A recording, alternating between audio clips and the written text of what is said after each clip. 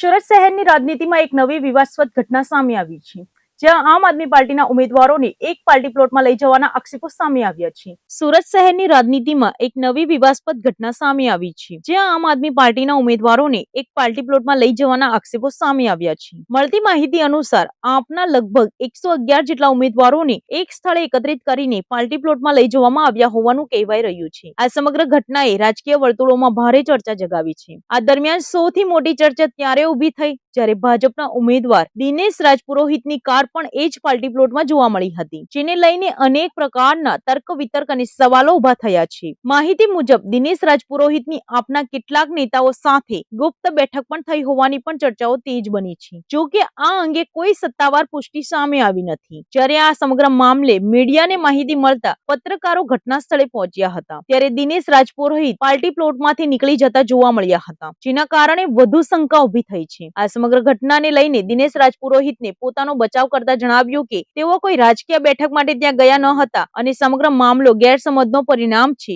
આ વચ્ચે પાર્ટી પ્લોટમાં જતી ગાડીઓના સીસીટીવી ફૂટેજ પણ સોશિયલ મીડિયા પર વાયરલ થઈ રહ્યા છે, જેને કારણે આ મામલો વધુ ચર્ચાસ્પદ બની ગયો છે। આ ઘટના સુરતની રાજનીતિમાં નવા પ્રશ્નો ઉભા કરી રહી છે અને આગામી દિવસોમાં આ મામલો વધુ ગરમાય તેવી શક્યતા વ્યક્ત કરવામાં આવી રહી છે। હાલ આ મામલે કોઈ સત્તાવાર તપાસ શરૂ થઈ છે કે નહીં તે અંગે સ્પષ્ટ માહિતી સામે આવી નથી, પરંતુ રાજકીય દળો વચ્ચે આક્ષેપ પ્રત્યે આક્ષેપનો દોર શરૂ થઈ ગયો છે।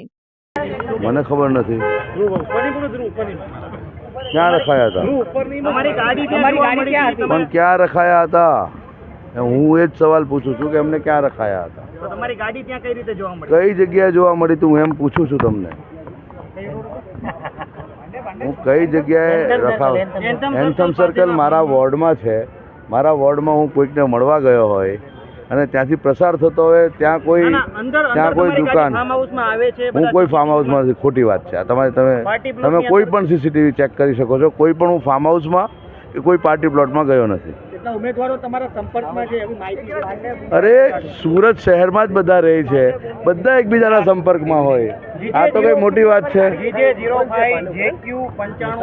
હા, પણ આ ગાડી મારી છે, રોડ ઉપરથી જતી હોય તો એ કઈ કોઈને પીછો કરતી એવી થોડું હોય। પણ આ ગાડી આમ આદમી પાર્ટીના કોર્પોરેટર જ્યાં હતા તે જ પાર્ટી પ્લોટની અંદર જાય છે અને બહાર પણ આવે છે। અંદર ગઈ હોય તો તમે મને બતાવજો, આ સીસીટીવી છે, આ સીસીટીવી છે, તમારી ગાડી અંદર જઈ રહી છે, બતાવો ને તમે મને ભાઈ। આ જરા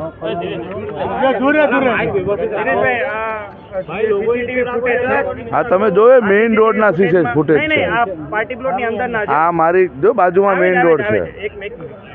આ ગાડી તમારી અંદર આવે છે? કઈ ક્યાંથી? આ જો આ ગાડી અંદર આવે, એ તો કદાચ વાળવા માટે આવી હોય ને વળી નીકળી ગઈ હોય ગાડી, રોડ ભૂલી ગયો હોય તો વાળવા માટે આવી હોય, નીકળી પણ ગઈ હોય, તરત જ નીકળી ગઈ હોય। તમે આમ આદમી પાર્ટીના કોઈ નેતાને મળ્યા છો સવારે? હું તો કોઈ પણ આમ આદમી પાર્ટીના નેતાને મળ્યો નથી અને મારે કોઈ આમ આદમી પાર્ટીના નેતાઓની જરૂર પણ નથી। તમારી ગાડી સવારે કોણ હતું તમારી ગાડીમાં સવારે? મારી ગાડી મારો ડ્રાઈવર છે, એ ચલાવે છે। 3 લોકો હતા બેઠેલા, એવા પણ ફૂટેજ તો એ બધાનો વિષય મને ખબર નથી, પણ મારે કોઈ આમ આદમી પાર્ટીના નેતાઓના કે એના કાર્યકર્તાઓના સંપર્કમાં રહેવાની જરૂર નથી। અમે તો છેલ્લા 5 વર્ષમાં ખૂબ કામ કર્યા છે, અમારે એમના સંપર્કમાં રહેવાની નથી। એ લોકો અમને વારાઘડીએ ફોન કરે છે, એવા દાખલાઓ છે। એટલે કેટલા જણનો ફોન આવ્યો? ઘણા બધા લોકોના ફોન આવે કે સાહેબ અમે અમારા ઉમેદવારોથી નારાજ છીએ, જે ઉમેદવારો આવ્યા છે, અમારે તમારી પાર્ટીમાં તમારી સાથે કામ કરવું છે, એવા ઘણા કાર્યકર્તાઓના ફોન આવતા હોય, ઘણા લોકોના ફોન આવતા હોય। અમે લઈએ નહીં લઈએ આખી વાત અલગ છે।